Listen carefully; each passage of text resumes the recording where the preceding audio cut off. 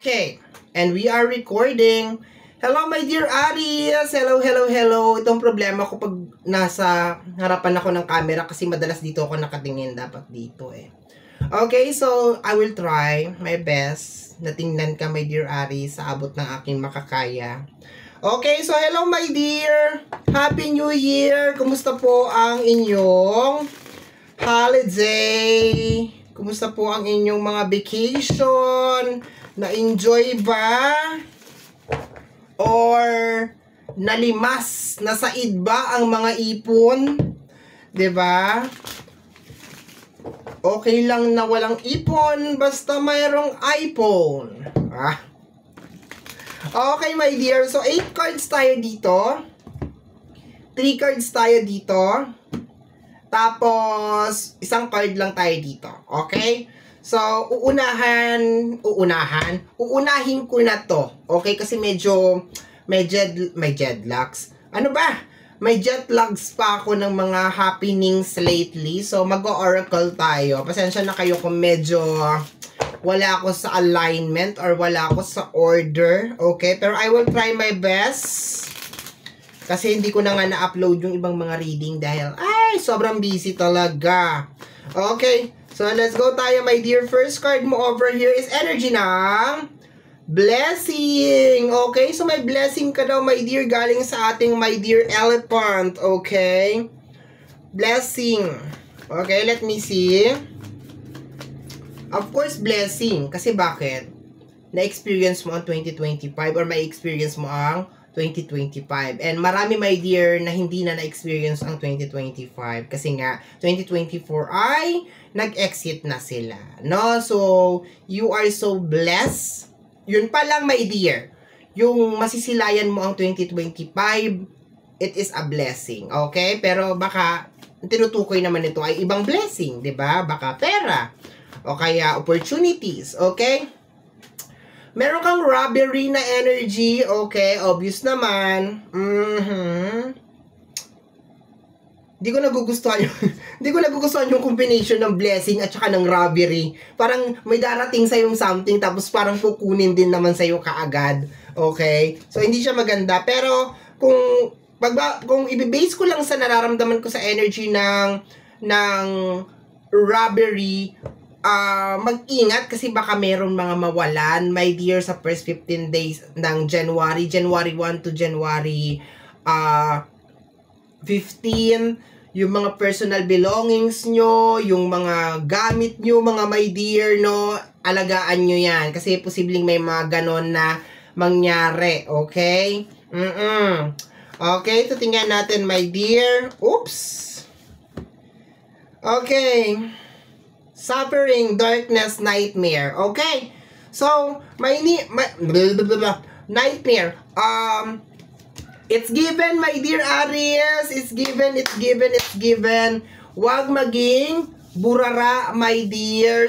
May maganda naman, my dear, ang iyong based sa oracle card, no? Maganda naman, my dear, ang iyong first 15 days of January 2025. Yun nga lang, my dear Aries, parang mag-ingat sa mga personal belongings, sa mga gamit, sa pera, sa tahanan, 'di ba? Huwag basta-basta magpapapasok ng mga hindi kakilala, yung mga ganon, okay? Kasi parang merong mangyayari. At saka yung mga pera nyo rin, mga yaman nyo, mga tinago nyong yaman, yung mga ganon, no? No, mag-ingat lang. Yun ang nakukuha ko dito. Ito lang talaga yung pinaka-warning, pinaka-negative dito. Ito yung parang meron magnanakaw, yung mga ganun na energy, my dear. Okay. So, isang baraha pa tayo, my dear. Isang card pa tayo. Let me see.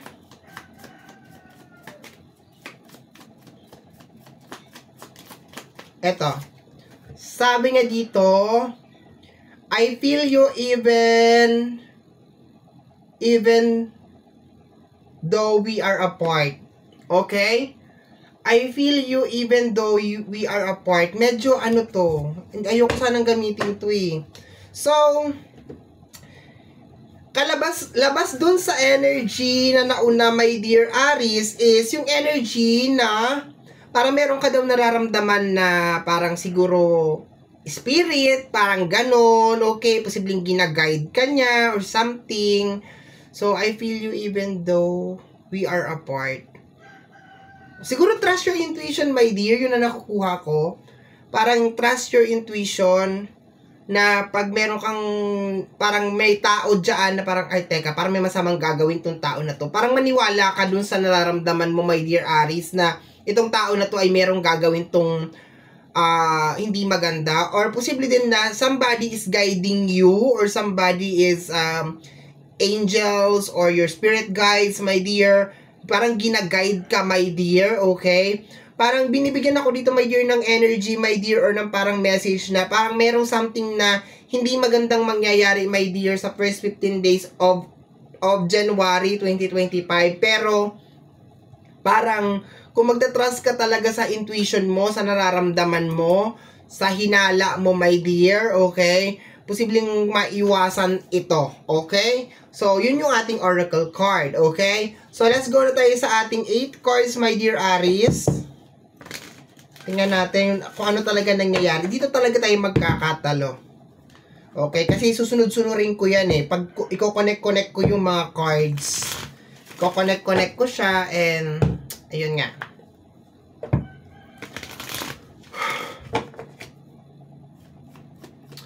Let's go! First card mo, my dear Aries, is ang energy ng 5 of Cups. Parang meron talagang mawawala, my dear. Parang meron talagang kukunin sa'yo. Yun na nakukuha ko, my dear. Parang meron nagbabalak. Okay, yun na nakukuha ko dito. Kasi malungkot ka, oh. Parang hindi ka talaga happy, actually, my dear, sa pagpasok ng taon na ito, 2025. Okay? Parang meron talagang mawawala. So, once again, ha? Yung mga gamit, yung mga pera, huwag magpapasok ng mga tao sa bahay na hindi kilala. Huwag basta-basta magtitiwala. Yun na nakukuha ko, my dear, ha? Warning, warning, warning. Okay. Kasi baka meron ka mga tinatabi-tabi na pera na baka mawala or alahas, no? So, ingat lang talaga, my dear. Yun na nakukuha ko dyan. No? Tingnan natin.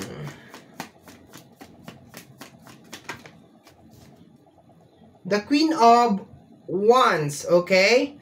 So, sa energy ng Queen of Wands, nakikita ko dito, my dear, na posible din na mayroon mga delay, okay? Baka meron din mga delay related sa mga ine-expect mo or mga bagay na gusto mong mangyari sa January, okay? Kasi nakikita ko dito, oh, energy ng Devil, okay, nahulog si Devil.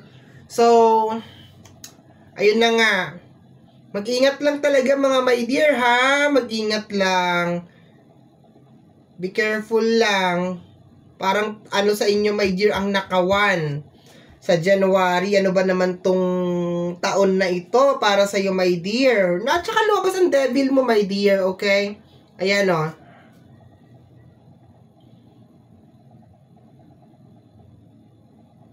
Pero ang lakas ng energy na nakukuha ko, my dear, na parang alam mo siya or kilala mo siya. Or alam mo na merong nangyayari or parang ang lakas ng kutob mo, ang lakas ng intuition mo, my dear, na mangyayari ito. Pero syempre, minsan kasi sa sobrang tiwala natin sa tao or minsan tinatanggal natin yung ano na yun eh. Nangyari na sa akin minsan yan eh. Yung para bang nararamdaman ko parang wala akong tiwala sa kanya. Pero for some reason, ini-entertain ko pa rin siya, kinakausap ko pa rin siya. And totoo nga, may ginawa nga siya na hindi may ganun, di ba? May ganun na scenario, my dear, na alam mo parang itong tao na to wala tong magandang gagawin sa'yo or wala tong maidudulot na maganda sa'yo, my dear. Pero kinakausap mo pa rin or pinapapasok mo pa rin sa bahay nyo, ini-entertain mo pa rin. So, yun na nakukuha ko dito, my dear. Okay? Basta may devilish na energy. May mga pumapasok na message sa utak ko, my dear, pero hindi ko alam kung sasabihin ko ba siya. Okay, sige, sabihin ko na. Okay. I think yung blessing then, my dear, is yung typical siguro, my dear, na malalaman mo na parang merong ginagawa yung isang tao sa likuran mo. no? Maliban dun sa pinakauna na energy na sinabi ko sa'yo, my dear, na parang, yun nga, mag-ingat kasi baka mawalan ka ng mga gamit or baka manakawan ka. I think yung isa sa blessing, my dear, na marireceive ng iilan-ilan sa inyo, my dear, is yung typical na parang malalaman mo, my dear, na may devil activities or parang may nangyayari, my dear, sa likuran mo. May nangyayari na something na alam mo yon, kaya ka nalulungkot siguro dito, my dear, kasi may something na nawala sa'yo. Of course, this is a general reading, my dear, so ayoko naman mag-conclude na lahat kayo, iisa lang yung page na mangyayari sa inyo, my dear. Pero, somehow, parang it's related. Pero kung titingnan ko kasi talaga siya, my dear, sa buong picture, o sa buong kabuuan, my dear, I think alam mo, you are aware. Aware ka talaga sa kanya, my dear, na pwedeng mangyari to, na pwede akong nakawan nitong tao na to, na pwede akong lokohin nitong tao na to, or may ginagawa tong tao na to na something. Pero, sabi mo kasi dito, I can feel you even though we are apart. So, I think this is more on spirit guide din. Parang tinatapik ka ng spirit guide mo. Okay? So, yon.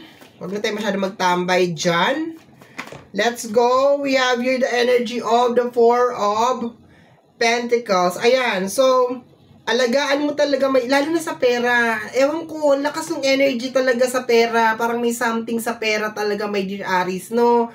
So, siguro kung meron man mga gastusan or mga something, ganun. O kaya kung napapanood mo to, my dear, before January or before 2025, so, I think magiging mas aware talaga ako, my dear, sa pera. Yun ang nakukuha ko. Magiging mas aware talaga ako sa pera, kung saan mo nilalabag yung pera, yung kung meron ka man pera sa kwarto mo, tapos maraming tao sa bahay. It's better, my dear, na mag-lock ka, sarado mo, ilagay mo sa isang lugar na safety, and at the same time din, yung bahay din, yung bahay mo rin, di ba? Make sure mo nakalock talaga yung gate, nakalock yung mga doors, bago matulog, yung mga ganon, okay? So, ayoko naman, my dear, na parang magkaroon ka ng anxiety or mag-overthink ka, pero it's better na, di ba? Kasi may something, may ganito, okay? Pero pakiramdam ko na alam mo to,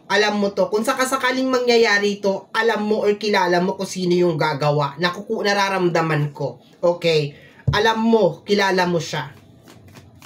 Okay? Next, my dear, yung mga cellphone, di ba? Yan ang mga madalas nawawala eh. Yung mga cellphone, no? We have here the Three of Pentacles, okay? So, somebody talaga na kakilala mo, my dear, ang posibleng mag-traitor sa'yo, okay? Somebody na kakilala mo ang pwedeng mag-traitor sa'yo, somebody, pero, once again, ulit-ulitin ko talaga, may kutob ka na. Meron ka ng feelings na, teka, ganito, ganyan. May something, okay?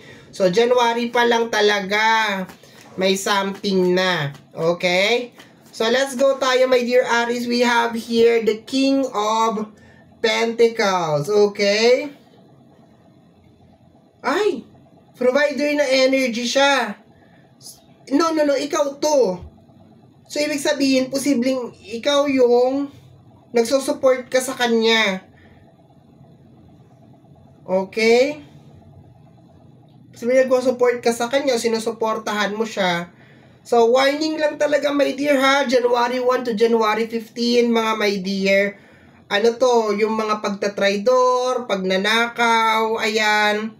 So, posibleng literal mo tong ma-experience or, 'di ba? Sana nga hindi mo tong ma-experience, my dear, 'di ba?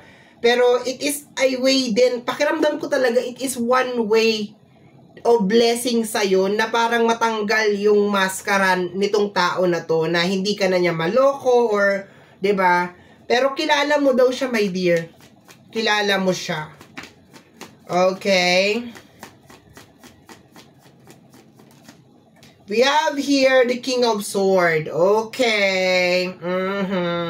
So, posible nga, my dear, na baka magkaroon ng mga, parang mga, ano yun, yung parang paghaharap-harap, no? Parang pagtatanong. Kasi yun ang trabaho nito eh. Parang, bakit mo nagawa sa akin yun? Yung mga ganun na nakukuha ko, my dear. So, posibleng may mga ganun talaga, my dear, na eksena, my dear, ng January 1 to January 15, 2024. Yung mga konfrontasyon, my dear, bakit mo nagawa sa akin to? Bakit mo ko ginanito? Bakit mo ko ginanyan? So, of course, my dear, masakit or hindi maganda nagawan ka ng isang tao ng hindi maganda, lalo na yung taong pinagkakatiwalaan mo or yung tao na tinulungan mo or something, kung ano man yung connection nyo. Pero, consider mo pa rin to, my dear, as a blessing, no? Sana hindi to maka-apekto, my dear, sa pag-uumpisa ng taon kasi baka it is just one way, my dear, na nagbabawas lang talaga ng mga blockages, my dear, ang ating buong may kapal, 'di ba? Sa akin kasi minsan pag nawawalan ako ng pera or nawawalan ako ng something, minsan kasi parang iniisip ko na parang konting ano lang yun, parang maliit na malaki. Gabi sabihin big deal yun kasi pera yun eh, o kaya cellphone yun, 'di ba? Parang malaking bagay yun, pero parang maliit na sakripisyo para makilala mo yung totoong pagkatao ng isang tao. Nagigets mo ibig ko sabihin? Yung para bang ninakawan ka ng pera, pero parang pain lang yun, or parang it is a way para makita mo yung true color ng tao na yun. Sa akin lang, on my side kasi madalas, hindi naman madalas, minsan nangyayari din sa akin yan, na ganun, pero hindi tayo dapat parang magdala noon. Yun, saan nakukuha mo ibig ko sabihin? Pinahirapan mo akong paliwanag. Okay. Wala, I'm trying to make your reading ginagawa ko siyang maganda kahit hindi siya maganda. Diba? Kasi ayoko ng ganito. It's obvious naman, lumabas yung devil, may robbery, malungkot ka, you're sad, disappointed ka, meron mga confrontation over here, may mga pagtatanong, okay? The energy of the Hierophant, okay? Yes, confirm. Okay, gagawa, my dear, ng paraan ang ating buong may kapal, I think, para i-expose ang totoong kulay ng mga tao around you. So, kung yun yung kanyang pamamaraan para i-expose yung pagkatao ng isang tao, so, diba?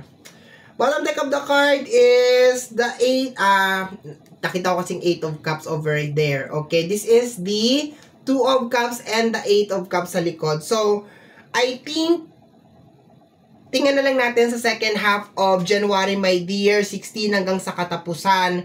Pero pakiramdam ko, nang dahil dito sa senaryo na to, mababawasan ka, my dear, ng, alam mo yon, ng blockage sa 2025, okay? Basta once again, my dear, be careful, my dear, January 1 to January 15, sa mga personal belongings, sa mga pera, sa pagtitiwala, okay?